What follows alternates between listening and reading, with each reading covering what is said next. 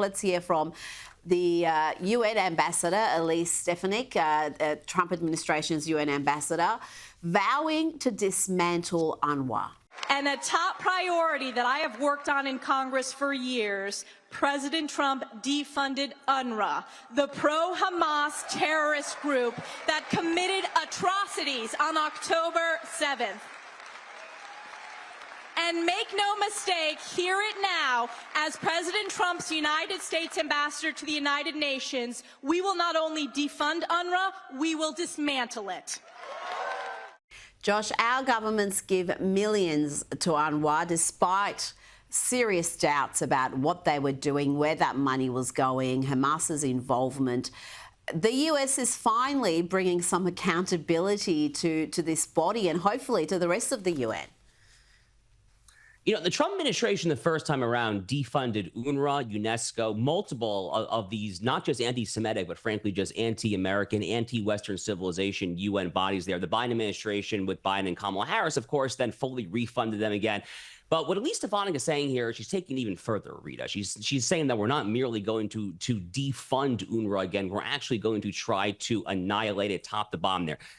That would be a monumental accomplishment if she is able to do that for one very simple reason, which is that UNRWA is one of the reasons why we are still in this mess in terms of the Israeli-Palestinian conflict in the first place after 77 years since Israel was declared independent. What I mean by that is because, and I'll just say this briefly here, UNRWA uses a different definition. It's a very, very, very subtle but important point. They use a different definition of the word refugee than the United Nations agency, the United Nations for High Commission of Refugees, for any other population in the world. Typically, under international law, a refugee is just you as an individual. If you are displaced from a war zone, you are a refugee, but your children born wherever you are exiled to, they are citizens then of that country. UNRWA, that's not how it operates. Under UNRWA's definition of refugee, that status carries intergenerational down the chain there. So people who have no connection whatsoever to the 1948 conflict, they're still refugees here. The reason for that, Rita, is to perpetuate this conflict and to make the Palestinian Arabs think that they have a chance of ultimately eradicating Israel. This is the so-called right of return fallacy there. So the whole thing is corrupt top to bottom there. I wished Elise Stefanik the best of luck in getting rid of this garbage. Like you said, it's a monumental task, but I think she's equal to it.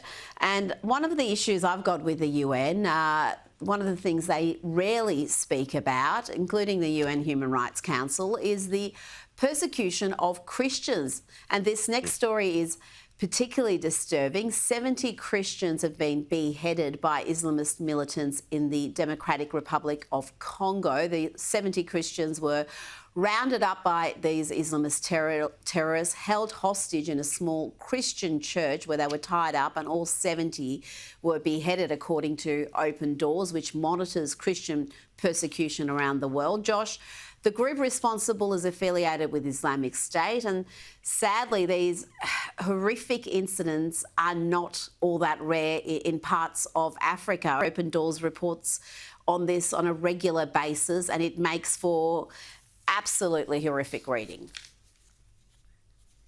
Absolutely horrific reading indeed. I couldn't believe this headline when I saw it. It's just appalling. It's just absolutely positively appalling there. You typically see these sorts of stories sometimes in Egypt with the Coptic Christian community when it comes to Muslim Brotherhood affiliates. Sometimes you see it in Nigeria with Boko Haram. The Congo is somewhat of a plot twist. The Muslim population of the Congo, Rita, I looked this up, is approximately 1.5%. So that's not exactly high there. Clearly, this ISIS affiliated group is punching far above its weight there, but it's just another reminder, as if we needed it, that radical Islam continues to be a genuinely lethal threat for Jews and Christians all throughout the world. I mean, whether or not we're in the West, whether or not we're in the Southern Hemisphere, Western Hemisphere, no matter what it is, radical Islam remains a terrible threat. Fortunately, we have a commander-in-chief here in the United States, Donald Trump, who I think very soberly and clearly sees that threat for what it is. I'm not entirely sure our European partners do there, but certainly the good folks in Africa need all the help they can get. I'm not sure that they're going to get it, though, tragically, from the United Nations anytime soon. Before you go, Josh, Joy Reid, and I've got to say, she's been one of my favourite lefties losing it. And by favourite, I mean she gives me so much material. Just I could do a segment on her almost daily. She's now been sacked by low-rating MSNBC, and there are rumours that Biden's former White House spokesperson Jen Psaki could be replacing her. What can you tell us about this move? She absolutely has been a standout, I've got to say, Joy Reid. Some of the stuff she has said on air beggars belief. Yeah, Joyless Joy Reid is one of my old childhood friends likes to refer to her. You know, it's funny. Joyless Joy Reid was actually basically a free infomercial every night, Rita, for us at the Article 3 Project, because she makes my Article 3 Project colleague Mike Davis out to be the Rasputin here in America. There, it was truly just free advertising. So, frankly, from our organizational perspective, I am just genuinely sad to see her go. I'm also sad to see her go for the reason that you alluded to, which is that this woman was just so positively unhinged. You never knew exactly what she was going to say next, but you knew that it was going to be completely lunatic, bat crap crazy there. I suspect that Jen Psaki is going to be liberal, obviously, but not quite as over-the-top, hyperbolic, playing the race card every night, all this stuff there. So unfortunately, I think it's going to be a little bit less entertaining to hate watch, so to speak, there. But, you know, hopefully Joyless will resurface somewhere across the interwebs, because I can't wait to tune into her next unhinged monologue, wherever that may be.